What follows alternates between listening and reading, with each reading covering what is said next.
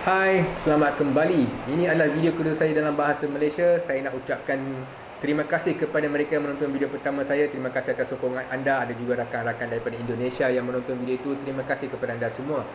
Jadi dalam video kedua saya dalam bahasa Malaysia ni, saya akan berkongsi mengenai satu-satunya telefon kategori flagship keluaran Nokia. Mengapa telefon ini benci ramai? Kenapa telefon ini gagal? Jadi kepada mereka yang tidak mengenali saya adalah Dr. Nokia. Saya menulis artikel di Nokia Power User Site, peminat tegar Nokia, dan membuat review barangan keluaran Nokia. Jadi kepada mereka yang berminat dalam dunia Nokia ni, bolehlah consider subscribe kepada channel saya kerana pandangan saya berbeza daripada reviewer yang lain dari segi saya menggunakan telefon ini secara end user. So Nokia 9 PureView ini dilancarkan pada April 2019. Apa yang menarik tentang Nokia 9 PureView ini adalah kamera dia. Ini adalah satu-satunya telefon di dunia ini yang mempunyai 5 kamera yang bekerja secara serentak untuk mengambil satu gambar. So tak ada lagi phone macam ni di dunia ini. So untuk mengetahui kenapa telefon ini gagal, kita haruslah tahu juga serba sedikit tentang sejarah Nokia 9 PureView ini. So pada ketika itu Nokia melancarkan Nokia 8 yang dikatakan flagship ketika itu ya. So lepas itu kita memang tahu Nokia sedang membuat satu lagi telefon kategori flagship yang lebih tinggi konfigurasinya daripada Nokia 8 pada ketika itu. Dan ada banyak rumours yang mengatakan phone Nokia yang terbaru ni akan dilengkapi dengan kamera sensor besar, akan ada telefoto, tetapi tiada siapa yang tahu mengenai konfigurasi sebenar telefon ini sehinggalah telefon ini dilancarkan secara rasmi di Amerika Syarikat April 2019.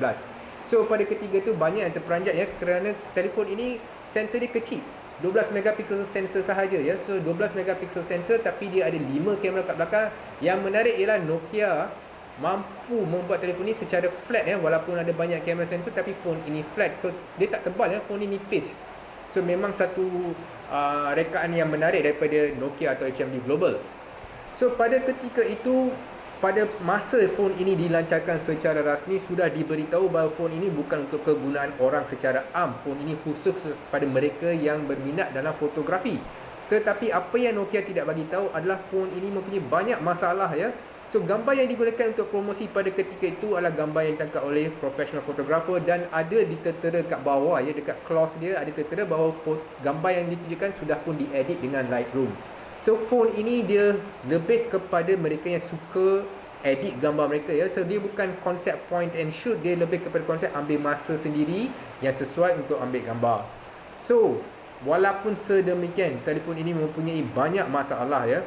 So hari ini kita akan berbincang tentang masalah-masalah Nokia 9 PureView ini yang menyebabkan telefon ini dibenci ramai, mempunyai banyak review yang tidak positif, sehingga HMD Global tidak lagi berani mengeluarkan telefon konfigurasi tinggi atau high-end ya. So sudah 3 tahun tak ada telefon konfigurasi high-end daripada Nokia atau HMD Global. So sebelum kita pergi kepada itu, mari kita melihat tentang Nokia 9 PureView secara lebih mendalam. Kat belakang ini ada 5 sensor ya. So 5 sensor, semuanya 12 megapixel, ada 3 monochrome sensor dan 2 RGB sensor. Satu ni time of flight untuk depth mapping, dan kita ada satu LED flash. So daripada segi rekaan dia memang menarik lah. Kalau kita tengok memang clean design, memang menarik, memang licin belakang dia. Kat depan dia ada 20 megapixel sensor, dan kalau kita tengok badan dia memang nipis lah, memang nipis, aluminium series, USB-C charging port kat belakang, semua tu memang kategori flagship. Dan yang menariknya ialah kalau anda lihat di sini, in-display fingerprint scanner.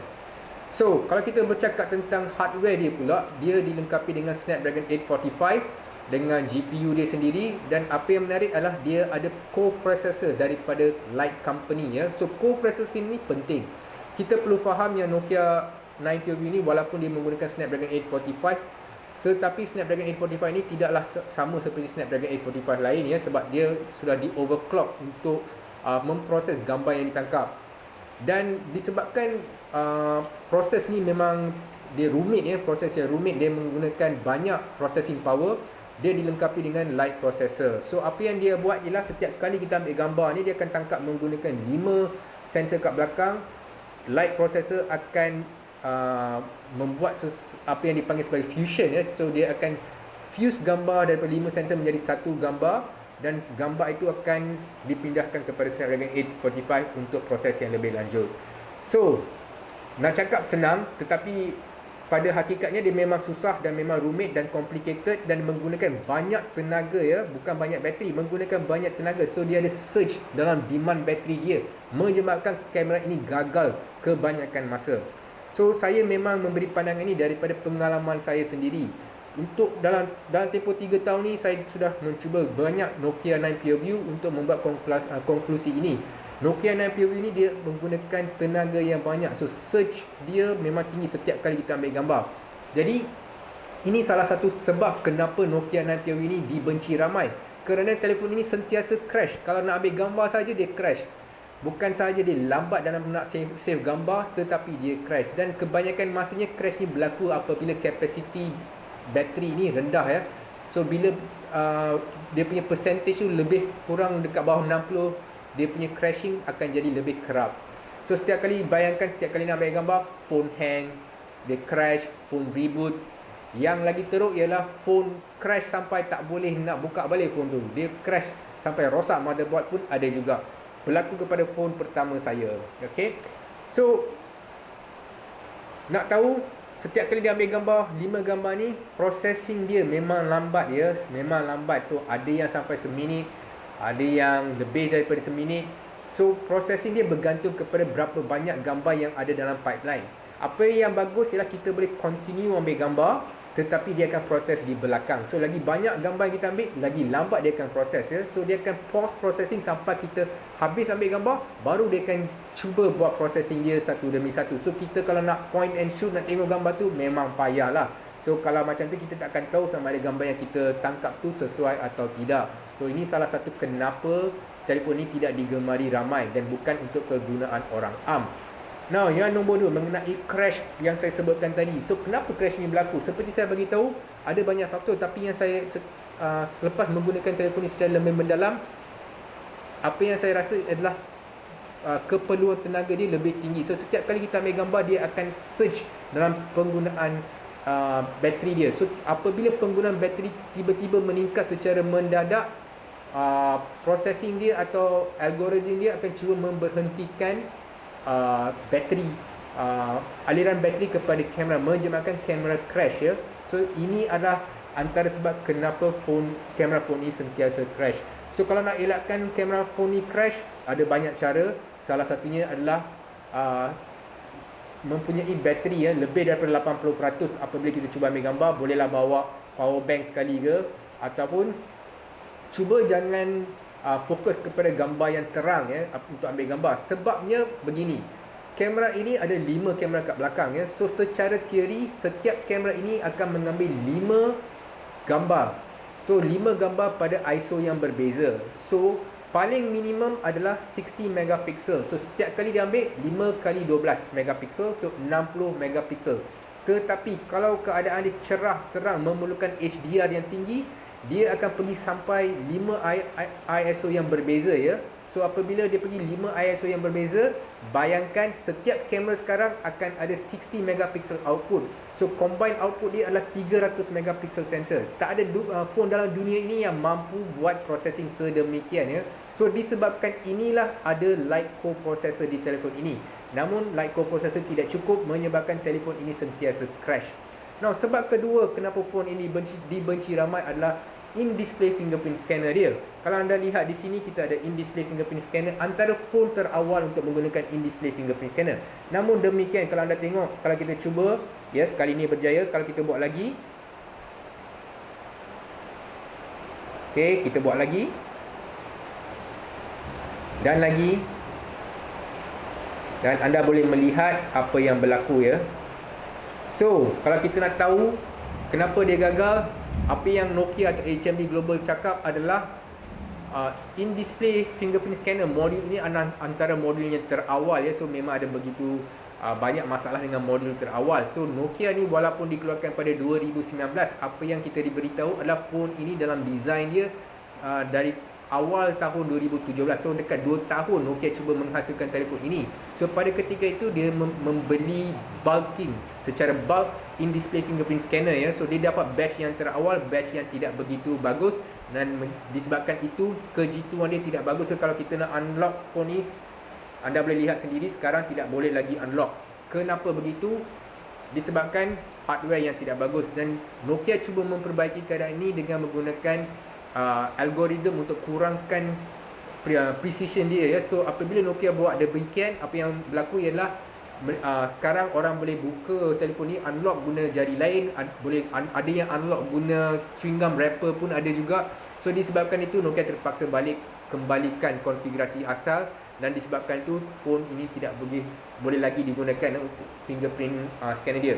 Anda boleh guna, kena tekan memang kuat sampai ada yang menyebabkan screen phone ini menjadi tidak sekata ya. So anda boleh dengar bunyi itu bila anda kerap kali menggunakan fingerprint scanner.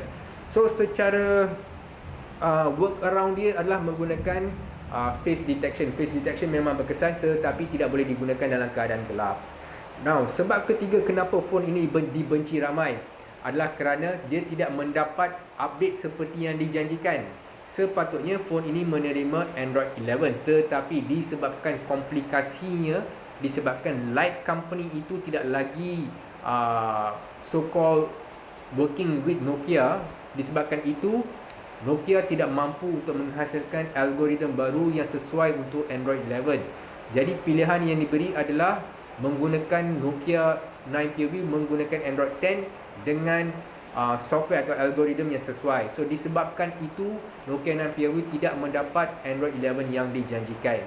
So untuk compensating tu apa yang Nokia 9 berikan adalah peluang untuk membeli Nokia XR20 pada separuh harga. Setahu saya bukan ramai yang mengambil compensation yang diberi itulah.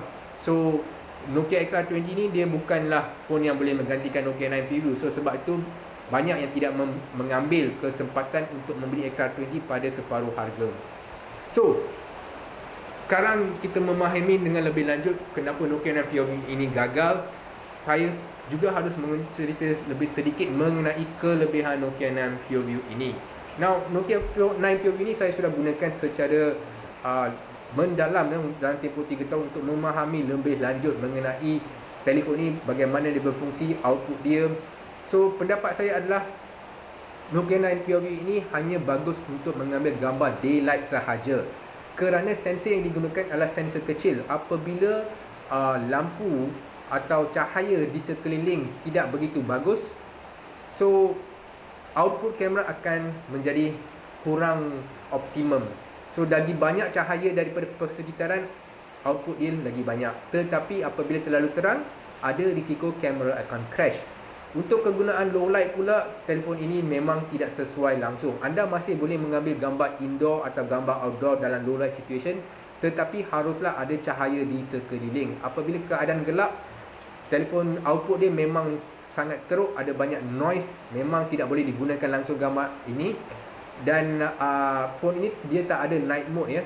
So itu satu kelebihan Nokia phone Nokia XR20 ke Nokia X30 ke, sebab dia ada night mode, tetapi Nokia 9 POV ini tak ada night mode dan tak ada algoritma night mode yang boleh kita gunakan untuk Nokia 9 POV ini. Ini adalah kenyataan yang dikeluarkan oleh CEO atau CPO Nokia itu sendiri ya.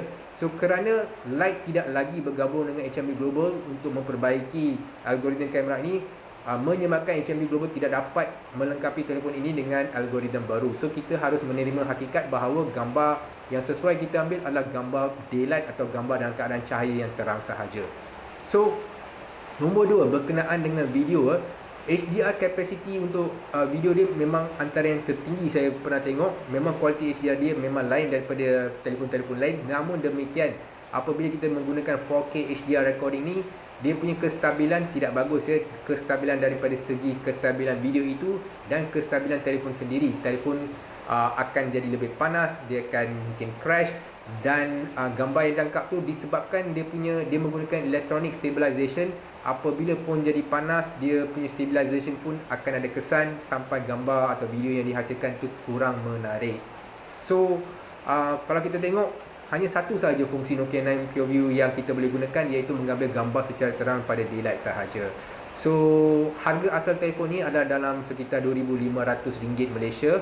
Tetapi di Shopee atau di Lazada sekarang anda boleh memiliki telefon demo set Telefon demo set ni dijual dalam lingkungan harga RM500 saja. Memang berbaloi sekiranya anda mendapat telefon dalam keadaan yang baik lah. Kebanyakan telefon yang dijual dia ada display yang dah burn, okey, tetapi masih boleh digunakan, tetapi harus diperiksa sama ada masalah mechanical atau tidak dengan kameranya. So banyak juga yang mengatakan ada masalah mechanical dengan kamera ya. So dia punya kamera out of tune. So apa yang berlaku adalah anda akan mendengar vibration atau gambar yang tu akan ada wobbly effect ya. So gambar tidak boleh digunakan. Now kepada mereka yang tertanya-tanya sama ada kita boleh gunakan Gcam untuk low light, memang tak boleh ya, sebab sensor 12 megapiksel yang digunakan adalah sensor kualiti sederhana sahaja. So dia punya low light output memang tak bagus ya. So lebih kurang sama jugalah kalau kita guna algoritma Nokia atau kita guna Gcam, output sama juga. Sama ada kita boleh menggunakan depth mapping ya. So, kelebihan ambil gambar daripada 5 kamera ini adalah dia menghasilkan satu gambar yang lebih jelas, lebih terperinci dengan depth mapping yang antara yang tertinggi di telefon sampai sekarang. Tetapi kita tidak boleh menggunakan aplikasi lain seperti Gcam atau open camera untuk menggunakan depth mapping ini. So depth mapping hanya limited kepada original kamera firmware sahaja. So disebabkan itu Nokia 6 POV ini menjadi salah satu telefon yang dibenci ramai, tidak user friendly dan menjadi kegagalan terbesar Nokia sehingga kini. So saya berharap video ini memberi anda lebih informasi kenapa Nokia 6 POV ini gagal dan mungkin kenapa elok juga telefon ini tidak dijual kepada banyak negara selain daripada negara yang saya sebutkan tadi. So saya berharap anda semua terhibur dengan informasi yang diberikan, pandangan yang saya berkongsikan sebentar tadi. Sehingga kita bertemu kembali. Salam sejahtera dan salam ceria.